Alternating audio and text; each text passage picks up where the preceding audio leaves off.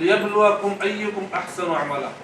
যে দুনিয়া আল্লাযী খালাকাল মাউত ওয়াল হায়াত, যে নাকি মৃত্যু এবং জীবনকে সৃষ্টি করেছেন, যে তোমাদের মধ্য থেকে সবচেয়ে উত্তম কাজ কে করে সেটা দেখার জন্য। কোয়ালিটি দেখেছেন, কোয়ালিটির মধ্যে পরীক্ষায় ভালো রেজাল্ট এটা অন্তর্ভুক্ত।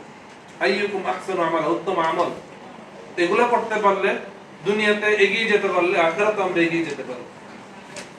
আরেক আয়াতের মধ্যে আল্লাহ পাক বলেন আল্লাইসা লিল ইনসানি ইল্লা মা সাআ, বান্দা যেটাই চেষ্টা করে সেটাই সে অর্জন করতে পারে। চেষ্টাটা হচ্ছে মূল।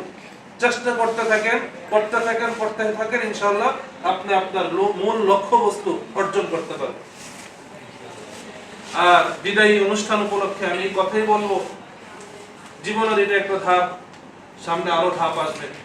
প্রত্যেকটি ধাপে যাতে আপনি সফলতা অর্জন করতে পারেন, আপনার জিন্দেগিটা যাতে সুশৃঙ্খল থাকে, গুছানো থাকে এবং আদর্শময় জিন্দেগি হয়, যেটা নাকি আমাদের প্রধানমন্ত্রী সাহেব বললেন, জিন্দেগিটা আদর্শময় হতে হবে।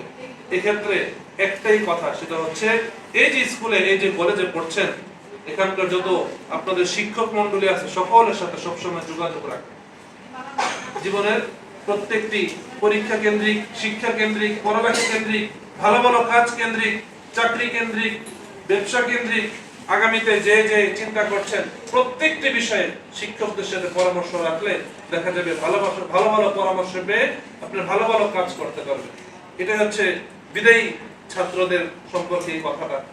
আর পরীক্ষা কেন্দ্রিক কথা হচ্ছে দেখেন, আমরা ভালো রেজাল্ট করতে হলে একটা কাজ করতে হবে, এটা হচ্ছে আমার মূল কথা, সেটা হচ্ছে কাসীরুল ইজতিহাদ, বেশি বেশি মেহনত করা, বেশি বেশি পড়াশোনা করা, মনোযোগ দিয়ে পড়ব।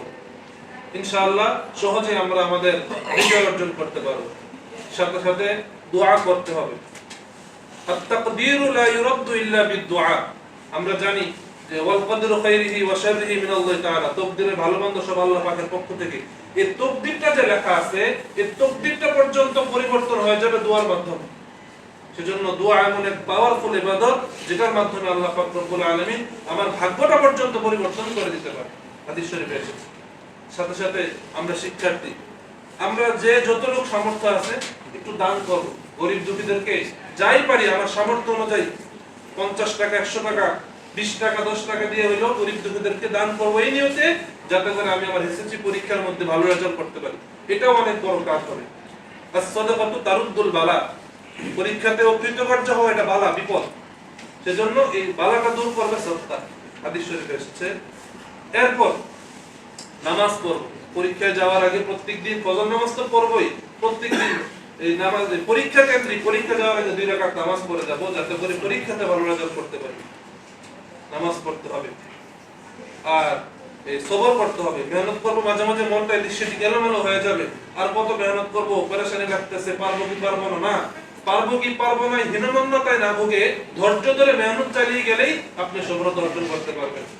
সর্বশেষ আমল সেটা হচ্ছে আমরা সকলে একটা দোয়া জানি যে রব্বি জিদনি ইলমা, এটা বেশি বেশি পড়তে হবে। এটার সাথে সাথে আরেকটা আছে রব্বি শরহ লি সাদরি ওয়া ইয়াসসির লি আমরি ওয়াহলুল উকদাতাম মিন লিসানি ইয়াফকাহু কওলি। এই পুরোটা প্রত্যেক নামাজের পর 9 বার পড়া, পুরোটা দোয়া রব্বি জিদনি ইলমা, রব্বি শরহ লি সাদরি ওয়া ইয়াসসির লি আমরি ওয়াহলুল উকদাতাম মিন লিসানি ইয়াফকাহু কওলি।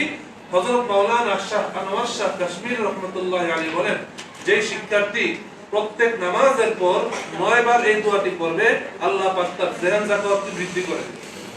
সেজন্য এই আমলটা করা। আল্লাহ পাক আমাকে আপনাকে উক্ত কথাগুলোর উপর আমল করার তৌফিক দান করেন।